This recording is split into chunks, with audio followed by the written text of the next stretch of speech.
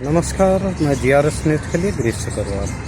आज के इस ब्लॉग में मैं बात करने वाला हूँ उत्तर प्रदेश सरकार की ऐसी कार्रवाई की जो निश्चित तौर पर शायद उन्होंने न की हो, लेकिन उन पर जो बदनुमा दाग लगेगा वो निश्चित तौर पर न सिर्फ राष्ट्रीय स्तर पर बल्कि अंतर्राष्ट्रीय स्तर पर भी प्रभावित करने वाला है। हाँ जी, प्रयागराज के माफिया डॉन अतीक अहमद व उनके भाई अशरफ को कल गोली मारकर हत्या कर दी गई। हालांकि हत्या आरोपी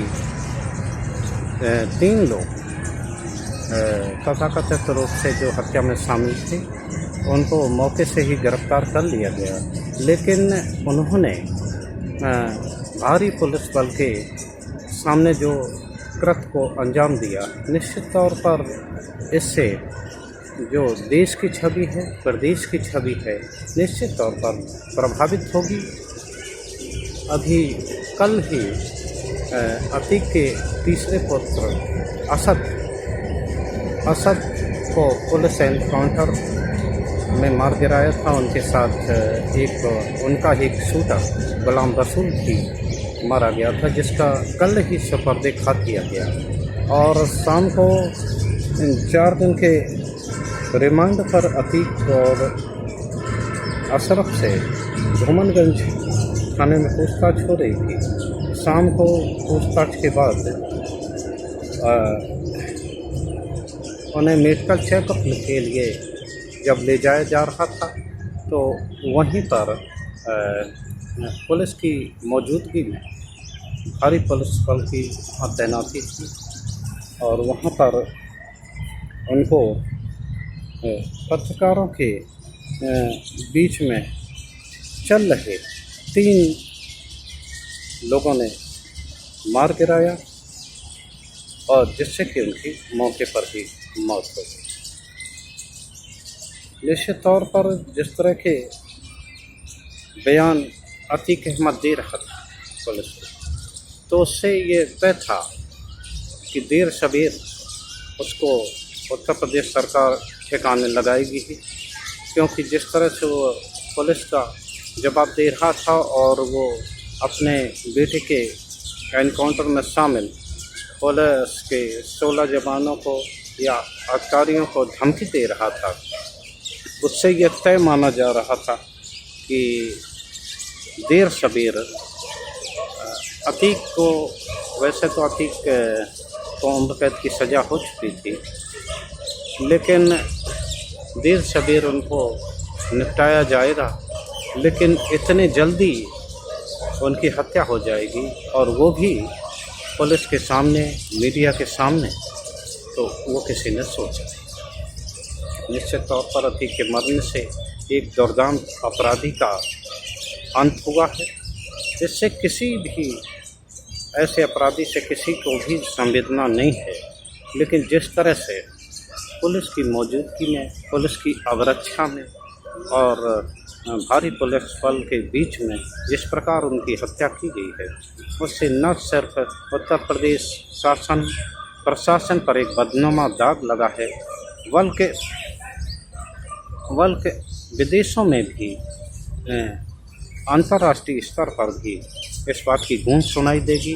और जो लोग यहाँ के बाहर भागकर चले गए हैं या जो अपराधी हैं, मात्र इसलिए सरेंडर नहीं किए जा रहे हैं कि यहाँ की जेलों की खराब स्थिति और जो मारने की प्रवृत्ति है, जो अवरक्षा में हत्या होती है, उस बात को लेकर वहाँ की अदालतें उन अधिकारियों को यहाँ प्रत्यारोपित नहीं कर रही हैं, उस पर भी असर पड़ेगा। निश्चित तौर पर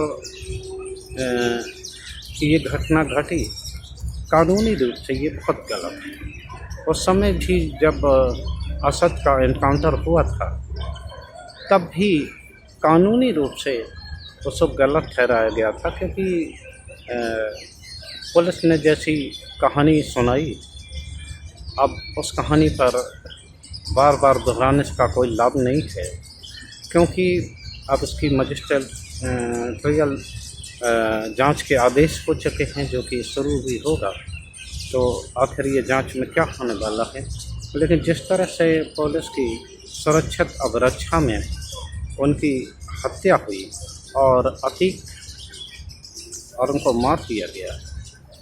3 पकड़े गए लोग सनी, लवलेश और मौर बताए जा रहे हैं। ये भी पता लग रहा है कि वहाँ 4-5 लोग और भी थे, लेकिन ये तो जांच का विषय रहेगा। लेकिन 3 लोगों ने सरेंडर किया है। मौके से ही दो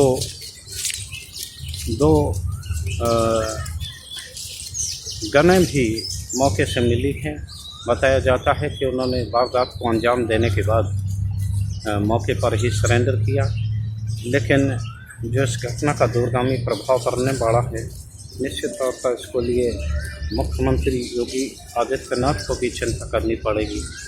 उनके विधानसभा में दिए गए बयान को लेकर भी काफ़ी आलोचना हुई कि एक मुख्यमंत्री को इस तरह से धूल में मिला देंगे या ठोंक देंगे जैसी भाषा, उनकी भाषा को लेकर हरदम आलोचना होती रहती है। और बार बार जब भी कोई अपराधी यहाँ आता है तो लगातार इस बात का प्रचार होता रहता है कि कब गाड़ी पलटेगी और कब उनकी वो हो जाएगी। निश्चित तौर पर इस जो घटना से है, अब अदालतें भी सोच समझकर किसी अधिकारी को उत्तर प्रदेश भेजेंगी और विदेशों से जो यहाँ प्रत्यर्थित करने वाली जो बात थी वो तो निश्चित तौर पर आप ख़त्म ही मान लीजिए, क्योंकि जिस तरह से ये घटना हुई है निश्चित तौर पर इसका दूरगामी असर पड़ेगा। मैं किसी भी अपराधी के पक्ष में नहीं हूँ और न ही किसी तरह से उनका बचाव करना चाहता हूँ, लेकिन कानूनन दृष्टि से ये गलत है कि आपकी अवरक्षा में वो शामिल था और निश्चित तौर पर सजा याफ्ता अपराधी भी था और उसकी हत्या हुई है। तो जन भावनाओं के अनुरूप भले ही ये सही माना जा रहा हो जिस प्रकार लोगों ने खुशी जाहिर की, लेकिन कानूनी दृष्टि से ये गलत है और इसका प्रभाव और दुष्प्रभाव आप सभी लोगों को थोड़े दिन बाद देखना पड़ेगा। आज के ब्लॉग में इतना ही। जय हिंद, जय भारत।